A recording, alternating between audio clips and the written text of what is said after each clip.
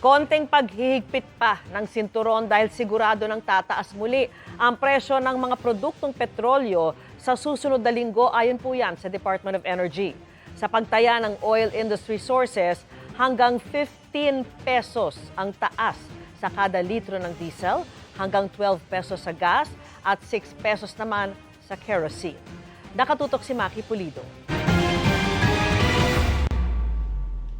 Department of Energy na ang nagsasabi. Ang malakihang price hike sa diesel, gasoline at kerosene tiyak nang masusundan pa sa susunod na linggo. Ang sigurado ko lang dyan, may increase talaga tayo for next week. Hindi ko makalma yung merkado eh. Ayaw pa magbigay ng Energy Department ng kanilang projection.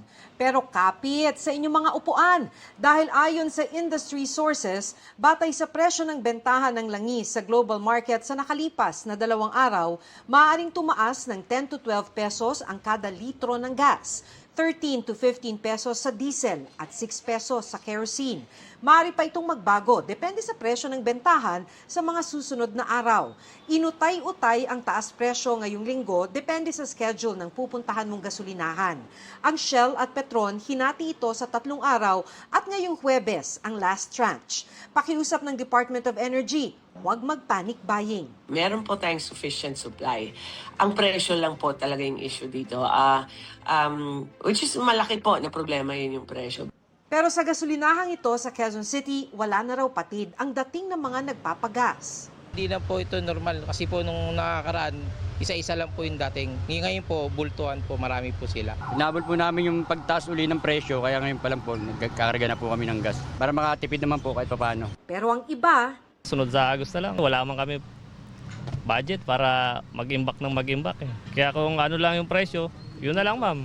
tumaas man ang presyo ng LPG. Sa halip na magmahal ang presyo ng pagkain sa karinderya ni Jenny, binawasan na lang ang takal. Pero napansin niyang mula nang tumaas ang presyo ng gasolina, nabawasan ang mga customer sa kanilang karinderya. Kumukonti ang customer namin, ma'am, ngayon. Nagtitipid din sila. Kasi alam nila yung parating na pagtaas ng mga presyo eh. So kailangan din, iisipin din nila parang pandemic, kailangan nila magtipid. Aminado ang Department of Energy, hindi nila mababantayan kung sobra ang taas presyo ng mga gasolinahan dahil nasa 14,000 ang bilang nito sa buong bansa, kaya magsumbong daw sa kanilang website.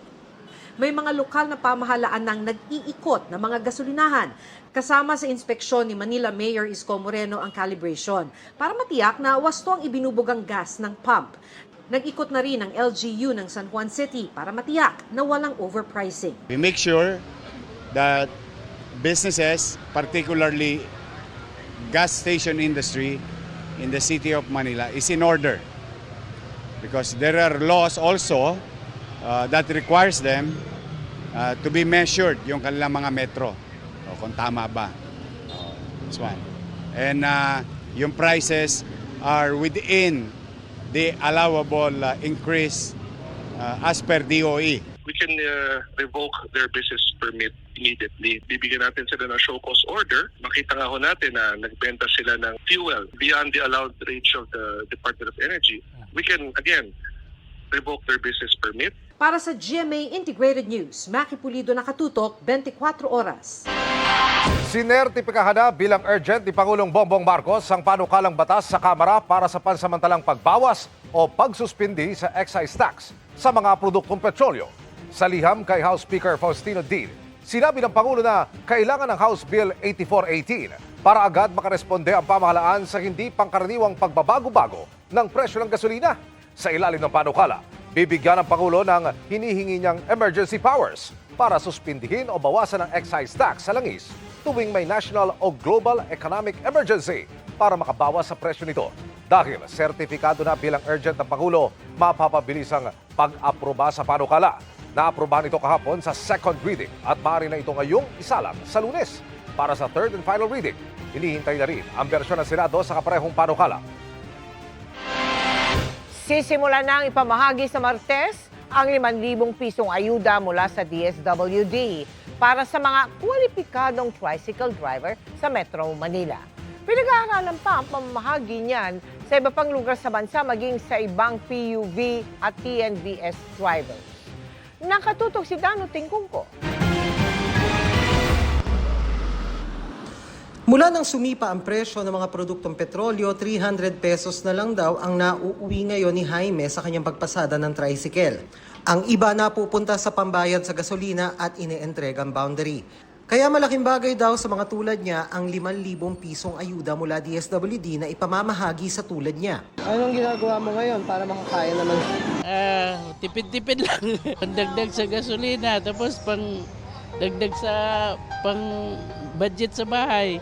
Si Joselito naman, 15 taon nang namamasada ng tricycle. Dahil nagmahal ang gasolina, dumoble raw ang kain ng gasolina sa kinikita niya. Ang gas ko 200 lang po isang araw. Okay, ngayon Pero ngayon po, nasa 400 na yung gas ko So magkano na uuwi mo na ngayon? Nasa 400, 300 na lang po. Binabudget na lang namin. Hindi na po kami nag-almusal. Parang ganun. Parang tanghalian na lang, tasapunan. Kahit si Joselito hindi sigurado kung kasya ang 5,000 pisong ayuda. Pero okay na rin may biyaya kesa wala. Tulong na rin po yun. Baon po ng anak namin, pang kain din namin. Pang bili ng pangailangan sa bahay. Panggas din namin po yung iba. Pero kung yun lang po ang kaya, wala tayong magagawa. Tatanggapin na lang po. Baba natin na lang po para mataguyod namin yung pamilya namin. Ang iba kong nakausap na tricycle driver, tila nabunutan daw ng tinik ngayong may matatanggap silang tulong. Kasi mahirap ngayon ang biyahe. Salamat kami kung bigyan naman kami ng 5,000 dagdag gasolina. We have to recognize that just because of the increasing price of the oil, may incapacity ang tao to provide for their daily needs. At ito naman po talaga ang tugon ng AIX po talaga natin is ma-ensure natin as part of our program component na ang isang tao ay hindi nahihirapan doon sa kakayanan niya pong itawid ng kanyang pang-araw-araw na pangangailangan. Simula sa Martes, March 17, mamamahagi na ang DSWD ng 5,000 pisong ayuda sa tinatayang 139,000 na kwalipikadong tricycle driver sa Metro Manila. At para mabilis maayos ang master list ng mga kwalipikado, kukunin ng DSWD ang listahan sa mga LGU. Saka ito i-check at i-verify mula ngayon hanggang Lunes. Actually, we simplified everything. We entrust the LGU that they know their indicators of selection of their beneficiaries. As long na nagde-drive sila, at they are recognized tricycle drivers, sila po ay kasama sa listahan as verified, assessed, and endorsed po ng ating pong lokal na pamahalaan.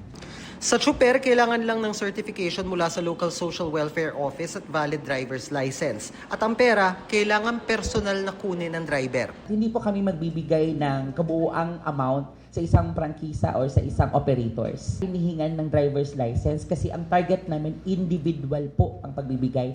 Sa schedule ng DSWD, simula alas 6 ng umaga sa Martes, isasagawa ang pamamahagi ng ayuda sa 39 sites na itatalaga ng LGU.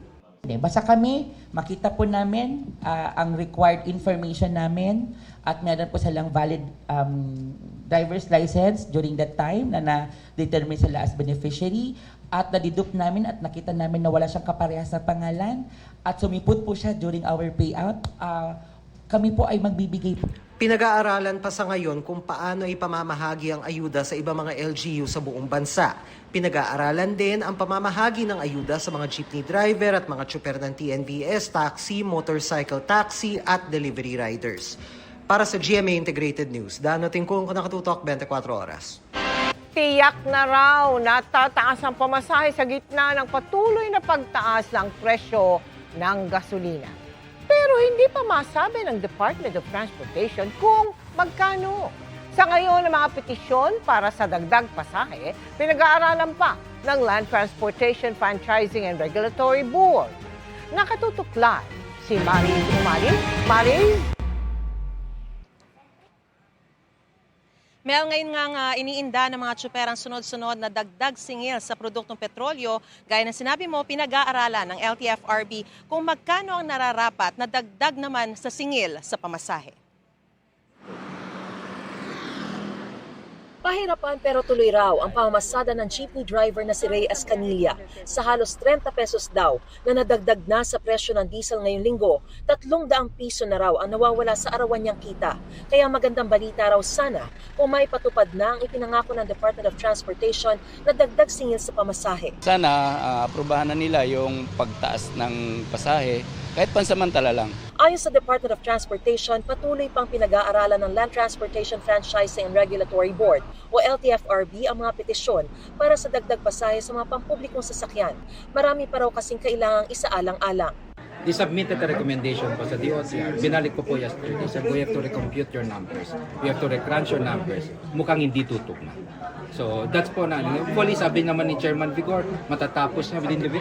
Sa isang pahayag, sinabi ni Transportation Secretary Giovanni Lopez na kailangang timbangin ang posibleng epekto ng anumang fare hike sa pagtaas ng inflation at presyo ng mga bilihin sa buong bansa.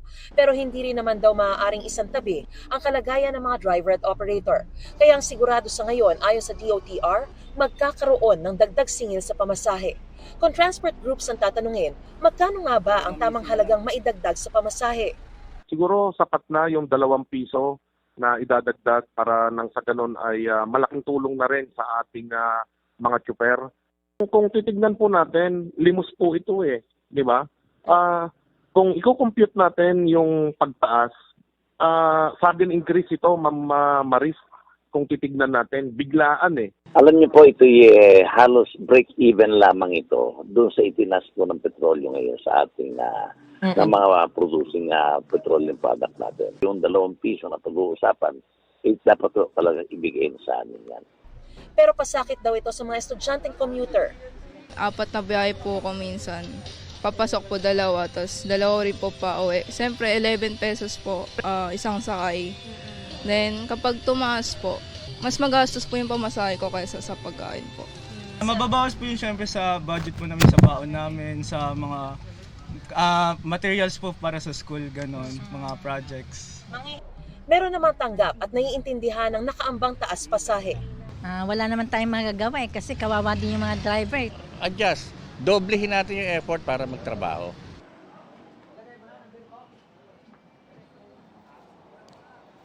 Mel, sa susunod na linggo ay inaasaha maglalabas ng LTFRB ng panibagong rekomendasyon kaugnay nga sa petisyon sa dagdag pasahe. Mel? Maraming salamat sa iyo, Mari Zumali. Kani-kanyang isip muna ng diskarte ang mga tsuper ng jeep para mapagkasya ang anilay kulang na kulang ng kita ngayon sa pamamasada. Mula po sa Mandaluyong City, nakatutok live si Oscar Oida. Oscar! Yes, Emil, sa buong maghapon nga ay panay daing ng mga tsuper na hirap na umano sa epekto ng patuloy na pagtaas ng presyo ng diesel ang napakinggan natin. Ang ilan nga sa kanila tila suko na sa pamamasada. Bali dito tayo magkita Apo. Kung dati-rati pilit na lang pinagkakasya ng jeepney driver na si Jerry ang kinikita sa araw-araw, ngayong sumipa na naman ng gusto ang presyo ng krudo, di na raw niya malaman kung paano pa sasapat ang dati kulang na. Hindi na ako bumibili kung kahit na nga pang ilalim to, hindi na ako nakakabili. Maski nga araw-gabi, ginagawa na niyang araw, madagdagan lang ng kaunti ang kinikita. Nag-uumpisa ako alas 5, alas 6. Tatapos ako ng minsan 11, 11:30, alas 12. Minsan inaabot ako ng mga hanggang alas 12 ng gabi para makumpleto. Ang pinangangambahan daw niya kasi pag nagkataon, baka mapilitan siyang pahintuin muna sa pag-aaral ang bunsong anak na grade 9. Yun na nga iniisip ko sana gusto ko na nga ituloy-tuloy yung pag-aral niya para makatapos siya. Ang isa pang jeepney driver na si Elmer, nagbabalak na lang munang iuwi ang pamilya sa Cagayan de Oro. Kung magtuloy-tuloy ganito po ang presyo kasi tataas pa rin ng tataas, mabuti pa mag-construction na lang muna kami. Kasi hindi namin kakayanin sa taas ng presyo ng diesel. Iuwi ko muna sa probinsya yung mga pamilya ko. Dahil kahit pa paano, hindi kami umuupa ng bahay. Dito, obligado ka dito buwan-buwan, umuupa ka. Magkano upahan dito? 4,000 pinakamababa. Squatter ka pa. Saan mang terminal ng jeep ka mapunta, di nalalayo ang usapan. Sa may Malolos, Bulacan pa nga, marami sa mga jeep nakapirmi na lang sa terminal. Umaasa sa pila ng mga pasahero. Halos ganito rin ang sitwasyon sa isang terminal ng jeep na sinadya namin kanina sa Mandaluyong. Nakakahinayang daw kasi ang gasolinang mawawala kung mag-iikot-ikot pa sila sa daan. Kaya ang nakikitang solusyon lang umano ng karamihan, itaas na ang pamasahe. Kasi po yung subsidy na ay ala po sa linggo, ubos yan eh. Kaya po mas gusto nila yung long na yung pagtaas pasayan po. Medyo mahina ang kita ngayon. Talagang pagka manggagaling ka ng Hagonoy, tatakbo ka ng walang sakay, dito ka pala magkakasakay. Medyo malaking talaga. Malaking dagat sa akin. Kaya minsan napipilitan ako umuwi. Bagay na pinakapinangangambahan naman ng mga pasahero, lalo't di naman daw tumataas ang sweldo. Mga sweldo ng mga tao, mababa lang, tapos mataas ng mga bilihin. Mahirap naman sa mga tao. Hirit pa nga ng senior citizen na si Romel. Pwedeng maglakad, kung kayang lakarin. Sana gawa ng pamahalaan, ng paraan, di ba? Pwede yun, alisin na yung excise tax muna kahit pansamantala lang. Emil, ang sentimiento ng mga tsuper sa tuwing sisirit ang presyo ng krudo, mabilis pa sa alas 4, damang-dama daw nila agad ang bigat ng epekto nito. Sana raw maging ganun din kabilis ang matanggap nilang tulong at assistance mula sa pamahalaan. Emil? Maraming salamat, Oscar Oida. Matumal umano ang dating ng mga turista at mamimili sa La Trinidad, Benguet. Kahit na dapat ay dagsa ngayong Strawberry Festival. Mahal na langis pa rin ang sinisisi ng ilan, lalo't malapit nang tumuntong sa 100 piso kada litro ang presyo ng diesel sa ilang gasolinahan doon. Nakatutok si Ian Cruz. March 4 hanggang April 1 ang Strawberry Festival sa La Trinidad, Benguet at karaniwan ay dagsa rito ang mga turista. Pero sa mga strawberry fields, ramdam daw ang tumal ng turista ayon sa mga nagtatrabaho roon. Ang karaniwang napupunong parking area, marami pang bakante sa ngayon. Ang mga guide para sa strawberry pickers, maswerte na kung makaisang parokyano na dati-rati bago magtanghali ay nakakatatlo sila. Wala ganong customer na pumunta dahil mahal daw ang pamasahe at ang gasolina ay mahal.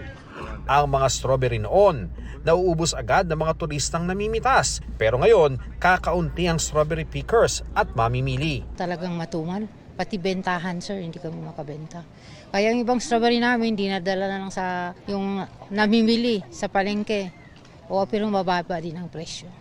Medyo konti po ang tao ngayon, matumal. Kasi siyempre, mahal na ang gasolina, magta-travel malayo. Napansin nyo, walang gaano pumapanik? Oo, ngayon nga wala. Hindi pa masabi ng pamahalang panlalawigan kung ilang porsyento ang nawalang turista dahil sa oil price hike. Pero makikita naman daw ito sa kakaunting sasakyan sa La Trinidad na sentro ng Benguet. Kita ang manipis sa sasakyan sa kuha ng drone sa main road ng La Trinidad. Sa tourism, siguradong tatamaan yan kasi siyempre isa-isa sa taas ng fuel, lahat naman affected yan eh. So titingnan natin ito kasi ngayon nasa Strawberry Festival tayo ng La Trinidad. Makita ko yung mga kalsada natin, hindi ganun karami yung sasakyan. Sa ngayon, ilang sentimo na lang, 100 pesos na ang kada litro ng diesel sa isang gasolinahan sa La Trinidad. Masyadong naapektuhan na rin kami kaya pati yung mga services namin sa trabaho kailangan din sana mag-increase pero hindi eh. Kaya ganoon pa rin, kailangan tsagahin, hopefully bumaba. May mga gasolinahan sa La Trinidad na nasa 87 hanggang 89 pesos ang kada litro ng diesel. Pero si Reynan, nagpakarga sa gasolinahang nasa 99 pesos per liter ang bentahan. Medyo malayo na yun sa akin, dito lang ako. Patuloy ang monitoring ng LGU katuwang ang mga pulis at DTI para matiyak na walang nagsasamantala sa nagpapatuloy na pagtaas ng presyo ng langis. Umaasa ang mga nagtatrabaho sa mga pasyalan na may mga darating pang turista ngayong weekend para kahit paano'y makabawi sila. Para sa GMA Integrated News, Ian Cruz, Nakatutok, 24 Oras.